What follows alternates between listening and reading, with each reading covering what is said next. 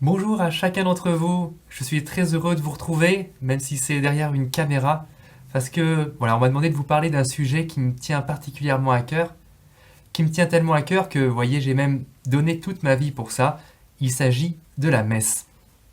Alors, la messe, c'est un sujet qui peut paraître un peu angoissant. Vous voyez, un petit peu comme lorsqu'on essaye pour la première fois, et là les garçons me comprendront tout de suite, d'expliquer à sa mère ou à sa sœur pourquoi la règle du hors-jeu, c'est si important, c'est si beau dans le football. Et on se heurte souvent à un océan d'incompréhension, mais beaucoup de bienveillance quand même. Alors, voilà, je prends ce risque et je viens vous présenter ce que c'est que la messe, en espérant vous faire goûter à quelque chose de pourquoi c'est si beau, en fait, et pourquoi on peut donner sa vie pour ça, pourquoi les chrétiens ont besoin d'y retourner régulièrement. Alors, d'abord, la messe, c'est quoi? Qu'est-ce que, en théorie au moins, dans l'idéal, qu'est-ce que c'est la messe? Eh bien, la messe, vous le savez, elle a un autre nom, on l'appelle l'Eucharistie. Mot qui vient du grec, c'est un peu barbare, je suis désolé, mais qui veut dire action de grâce. Ça veut dire merci. La messe, en fait, c'est un grand merci. Un grand merci, pourquoi? D'abord pour ce que Dieu a fait, pour ce que Jésus a fait. Parce que Jésus, vous le savez, il nous a mis en lien avec Dieu. Un vrai lien, hein, pas un truc symbolique ou je sais pas quoi, tellement vrai que Jésus nous donne la vie de Dieu puisqu'il est ressuscité. La vie de Dieu, elle coule bien en lui, sinon il ne serait pas ressuscité. Oui, Jésus nous met en lien avec Dieu et c'est ce lien-là pour lequel on rend grâce, on remercie. Et ça va plus loin, puisque ce Jésus, si c'est la vie même de Dieu qui coule en lui, ça veut dire qu'il est Dieu. En nos veines, c'est une vie humaine qui coule, nous sommes humains. Jésus, il est vraiment Dieu. Alors, ce qu'il dit, ça devient forcément, quand il dit « ceci est mon corps, ceci est mon sang », c'est pas du flan, c'est son corps, c'est son sang que nous avons devant les yeux.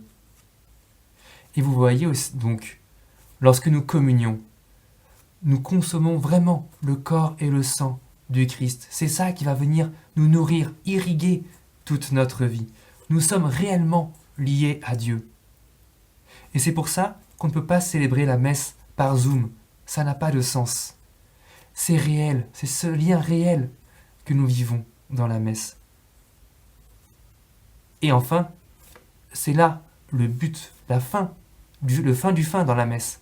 C'est que puisque nous recevons tous le corps du Christ, tous nous portons la vie de Dieu en nous, tous nous sommes liés en fait, les uns aux autres par le fait même que l'on porte à ce moment-là la vie de Dieu en nous. Et puisqu'on est tous liés, on forme, vous le voyez bien, un corps. Nous devenons le corps du Christ. Nous sommes vraiment, réellement, comme je vous le disais, unis à Dieu et formés, façonnés comme un seul corps. Alors, c'est ça que ça apporte la messe, et c'est ça que ça change. Vous imaginez bien que quand on se regarde les uns les autres comme des porteurs de Dieu, on ne se regarde pas comme si on se considère uniquement comme des gens aussi sympathiques et avec autant de valeur qu'on puisse imaginer. Non, on est porteurs de Dieu, et ça change vraiment le regard qu'on a sur les uns sur les autres. Et vous voyez bien que dans un couple, quand un homme regarde sa femme, quand une femme regarde son mari en se disant « mais il porte Dieu en lui », ça change la relation de couple. Lorsqu'un parent regarde son enfant qui est baptisé, il se dit « mais il porte Dieu en lui ».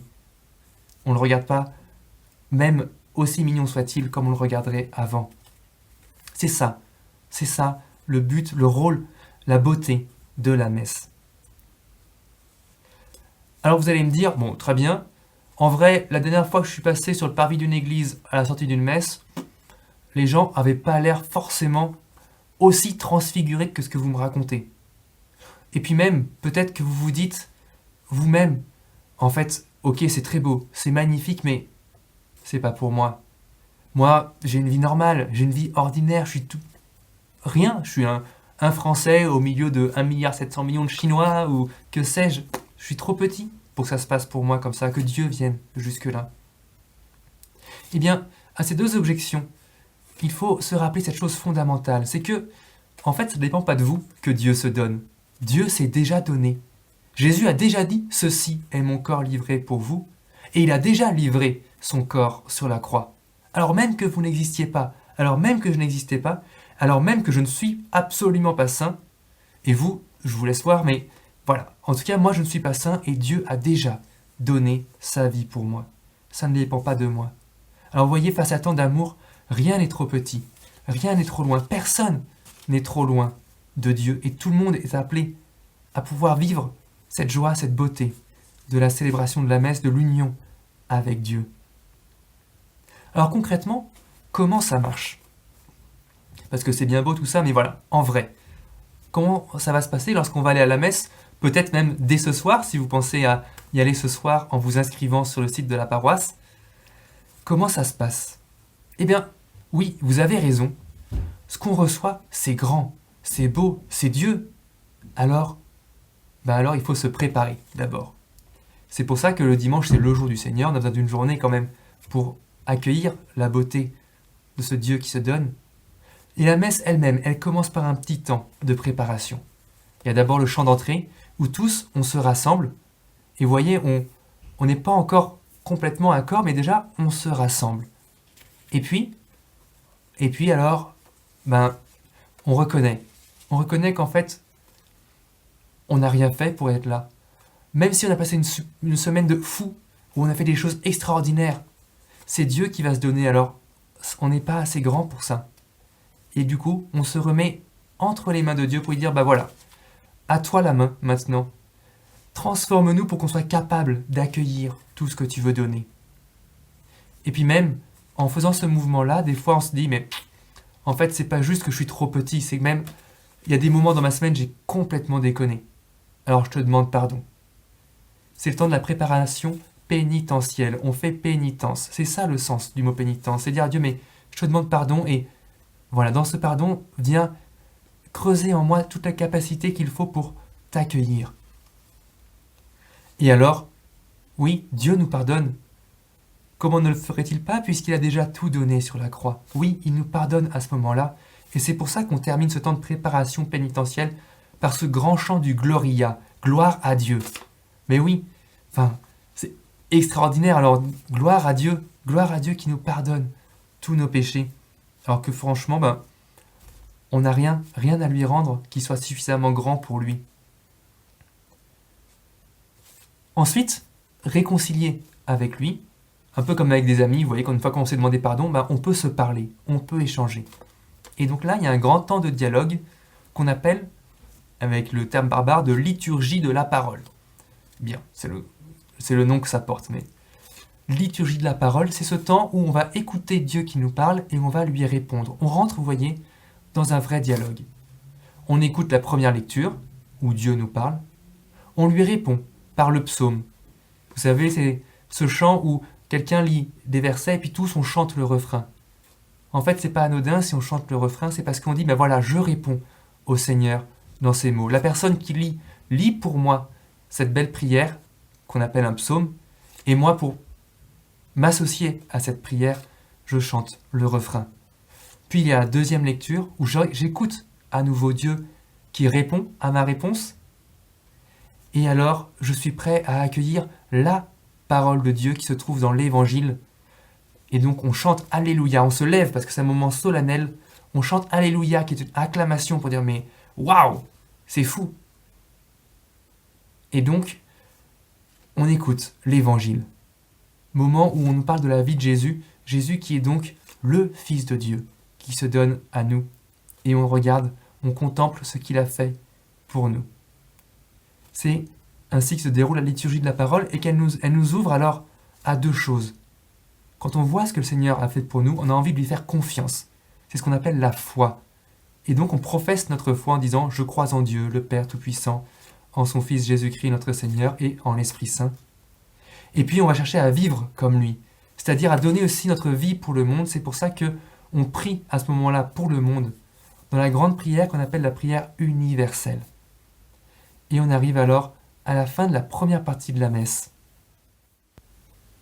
Cette première partie de la messe étant achevée par cette grande prière universelle, on va se préparer à rentrer dans la deuxième partie, où il va se passer quelque chose de plus profond peut-être encore, c'est qu'on va rentrer en communion avec Dieu. Et alors je voudrais, en présentant cette partie, vous aider à voir ce que ça veut dire. Pour entrer dans cette communion, on va là aussi se préparer. Se préparer comment? En s'offrant. C'est le temps de l'offertoire. Vous savez, c'est peut-être ce moment où on apporte le pain, où on apporte le vin au prêtre qui va les présenter à Dieu.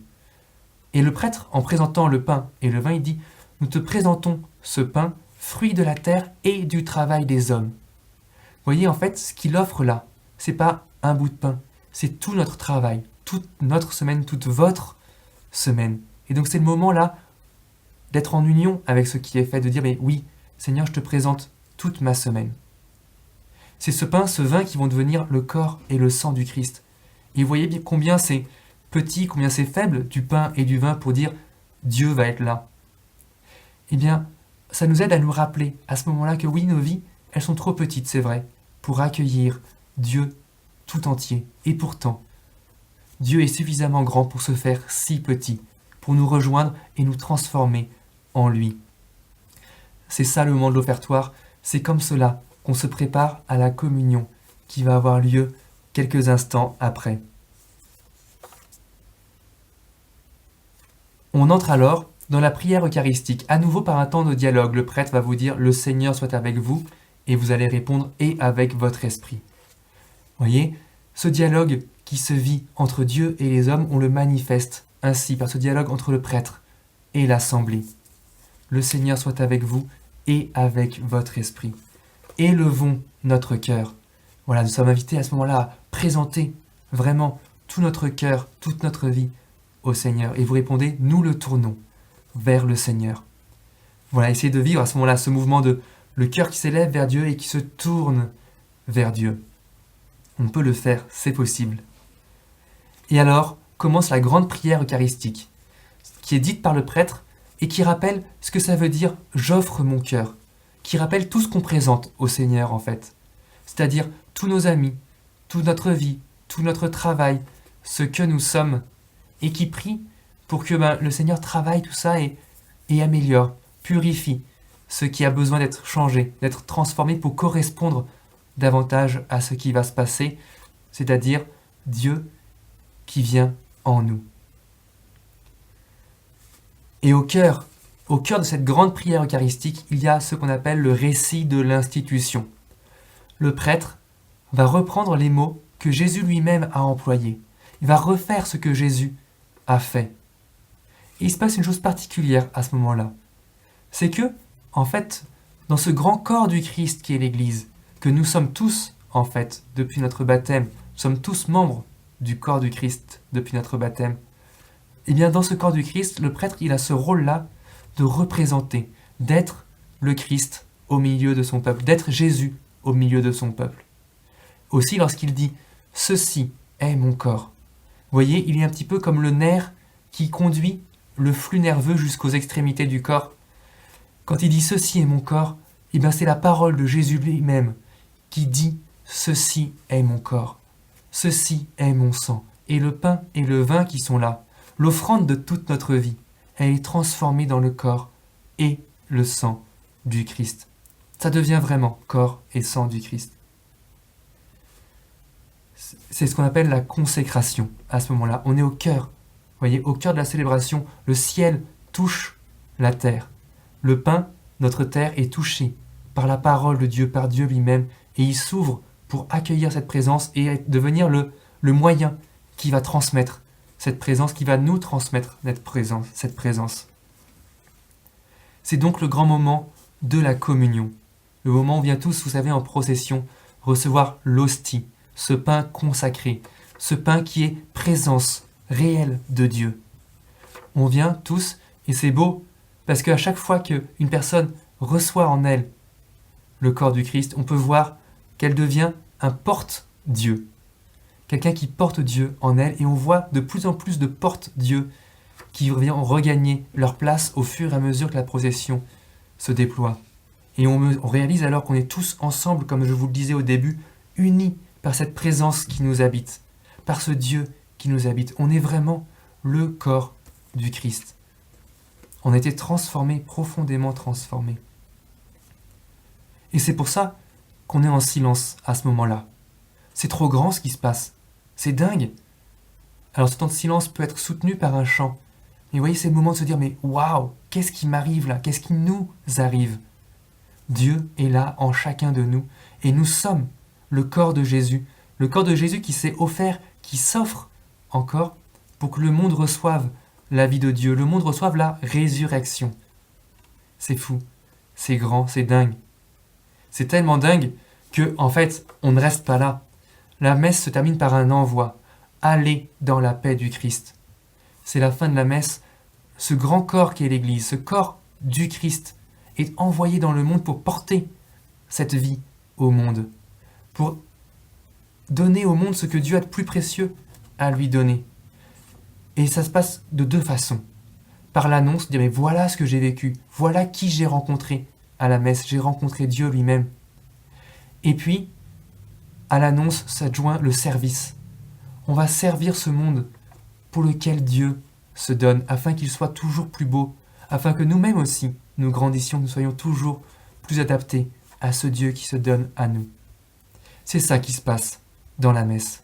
On se prépare donc au tout début de la messe à recevoir Dieu qui se donne, en reconnaissant d'abord que nous sommes pécheurs, que nous sommes un peu petits dans notre cœur, un peu obscurs dans notre cœur pour accueillir tout ce que Dieu veut donner. Puis, on accueille Dieu dans sa parole en l'écoutant, en lui répondant et en le laissant nous parler. On s'unit à cette parole de Dieu, à ce Dieu qui se donne en priant pour le monde, en professant notre foi et en priant pour le monde. Et alors, on s'offre. On s'offre avec lui dans l'Eucharistie, dans la communion, en offrant notre travail par le biais du pain et du vin, qui sont consacrés par le prêtre, pour devenir corps et sang du Christ, réellement corps et sang du Christ, afin que nous devenions vraiment corps du Christ, c'est-à-dire unis, membres de Dieu. Incroyable, et alors nous sommes envoyés porter cette vie de Dieu au monde. Voilà, j'espère que ce topo vous aura éclairé, donné des repères, permis de rentrer un petit peu dans la beauté de cette célébration, mais un petit peu comme pour le football, pour en découvrir toute la joie, toute la plénitude de la dimension, il n'y a rien à faire. Faut pratiquer un petit peu. Alors, rendez-vous aux prochaines messes, même si en ce moment, voilà, il faut penser à s'inscrire pour pouvoir respecter les distances qui sont dans les églises, les gestes barrières, etc. Pensez à bien vous inscrire, mais venez, tentez le jeu, tentez le coup. À bientôt.